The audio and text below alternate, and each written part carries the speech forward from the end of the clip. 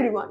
Today's topic is urban cooperative banks. In 2024, the RBI has extended PCA, that is Promptive Corrective Action framework, to UCBs, setting the thresholds of capital adequacy, asset quality, also profitability. PCA, Promotive Corrective Action, is a mechanism that allows RBI to intervene early when the bank shows a sign of financial crisis.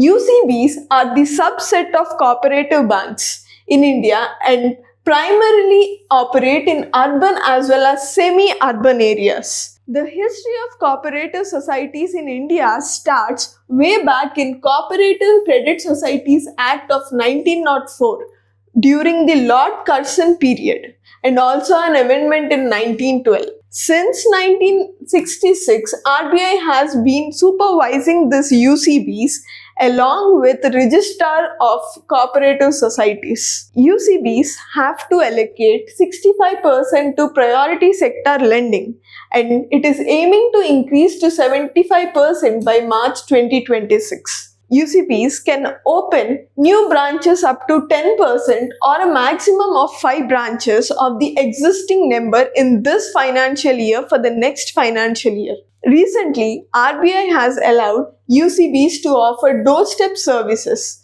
and also it has allowed for one-time settlement like the commercial banks.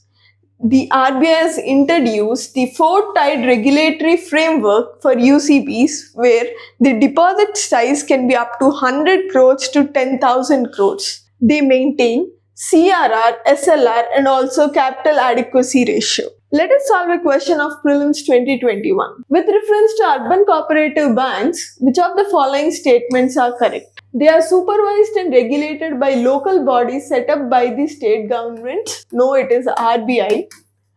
They can issue equity shares and preference shares. Yes. They were brought under the purview of Banking Regulation Act of 1949 through the amendment in 1966. This is also correct. Thus, answer is B.